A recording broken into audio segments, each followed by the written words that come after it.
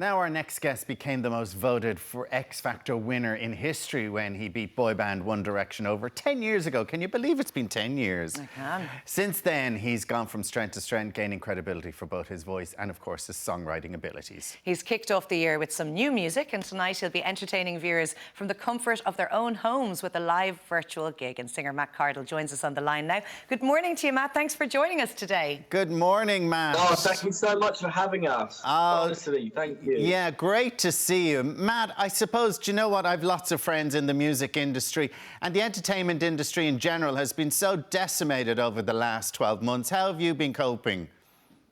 It really has, Alan. I mean, I feel for everyone in the industry and around the world. Obviously, it's a global problem. But when we can't gather in crowds, then there is really no place for live music. A lot of people have been taken to online things and streaming. The quality of which it wavers from the very, very good to the very, very poor, which is something that we've been trying to battle with this week with regards to the gig that we're doing. But that's all we can do for the moment is be in the studio, write music, and just wait until we can get back together in crowds, really. And is this your first virtual gig then? It is. I've done one live stream for the label a little while back, but this is the first sort of real live effort that we've made.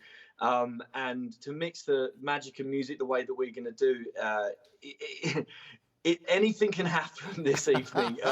We say we rehearse, guys. We are. We've spent hours and hours and days rehearsing, but who knows what's going to... Is there a set and everything? Is there lights and a set? Yes, for sure. Yeah, honestly, if I could turn the camera around, you'd see lights, you'd see cameras and everything. It's very professional. It's very professional, apart from the people on the screen. Oh, I love it. But actually, you're very brave because it's going to be quite an interactive thing tonight. So that the people who log on, they're in a waiting room, then they go in, and then you've got, as you say, a mix of magic and music. But you're going to unmute the microphone, so people will be able to throw questions at you at some point.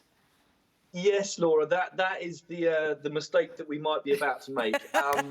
You know, we want it to be interactive, and the thing is, with music, is it can't be, because you don't really want someone saying anything mid-song. But while Michael's doing his tricks, and the thing is, the magic is coming across Zoom so incredibly well. I cannot stress it enough.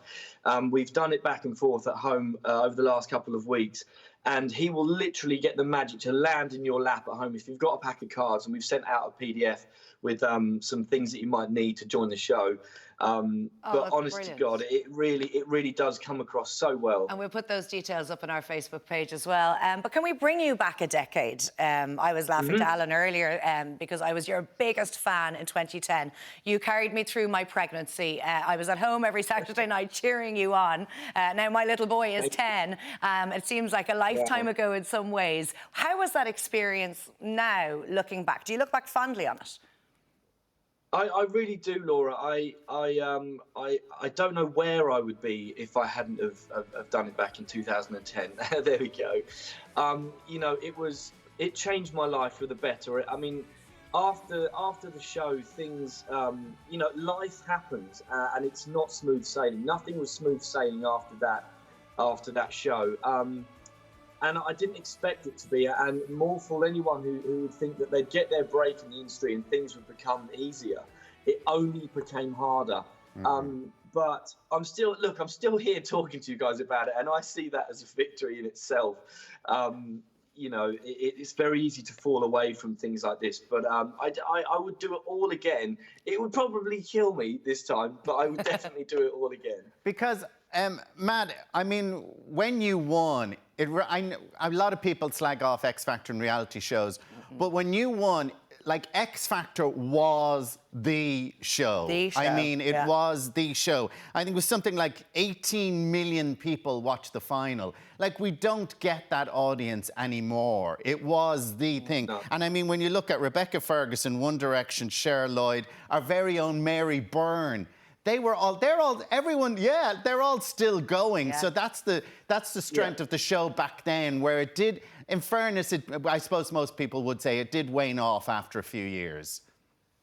Well, I think, Alan, you know, it's like with anything. If you get too much of it, if you have too much of it, your patience with it and your you know, you will, like you say, it will wane, and I'm not, you know, I'm not obliged to say that it hasn't. It did, and I think if they just brought it back after a nice big gap, people would watch it again. Yeah. But I definitely caught that show on the crest of a wave. You know, it was unprecedented numbers, and they made damn sure that we knew how many people were watching every night. Down to the nerves, I'd imagine. So was there pressure then, Matt? Like, I mean, because I've been there I'm friends with Louis, and I've been there every year, and I did meet you when you wouldn't remember. But and the whole setup is so brilliant there in Fountain Studios, where it was made at the time. But there was huge pressure on you every week. Who's going to go out? Are we going to get there? Who's getting to the final? Yeah, I mean, Alan, one of the strange things was I say they as in the machine. I don't think they really understood just how much stress and pressure we were under, because you'd be standing there backstage about to go and sing to like 17 million people, and someone would go, "Oh, come and say hello to Thingy Me Bob," and you're like, "Are you serious? I'm about to vomit. Like, I can't talk to anyone right now." And that would be constant, you know, photographs here, pulling it in, and even during the week when you're trying to rehearse for the week, for the weekend shows, they're dragging you to Topshop to go shopping, and this premiere and that premiere, and you're like, we really don't have time for this, people. It's definitely a machine. But just turning our attention to the more serious side of fame, and that you were completely catapulted to fame in a very short space of time. You've said at the time, because you were 27, that you were that little bit more mature and you were able to handle it, but it must have been very tricky for the younger kids. I mean, there were some, you know, 15, 16, 17-year-olds as well participating. Do you think, and do you believe now, and I think they are getting better, that the shows have a duty of care towards people after the event? I mean, were you looked after afterwards? Yeah, I think that there is an awareness now, but unfortunately, there's something's had to happen, and not nice things have happened. If you see what I mean, it wasn't a forethought; it was an afterthought. I feel, and you know, I do think that, especially in my case, there wasn't really you get handed over from the TV show, from Talkback Thames and ITV. It is like you get snipped off, and then you're at the hands of the record label and Psycho and Modest Management, and all these people that have been looking after you all this time, they disappear, and it's a whole new set of people, and that, you know, you've got a couple of people in your ear going, "Mate, you're right," but they're not professional, that's for sure. You know, they're your tour managers and things like that, and you know, you've got to record label hope that you've got a good family and things like that, you know, because it can be very, very lonely in that situation, because you are the sole focus. Yeah, very much so. Fast forward a decade, you have a new single out, which is incredible. One single out last month and another one coming out at the end of this month. Tell us about those. That's correct. Purple Crayon. That came out 3-4 weeks ago now, and Where the Butterflies is now? Butterflies. That's right. That's out on the 26th of this month, so not long. Oh, beautiful. And Matt, was it important for you to just try to keep those creative juices going?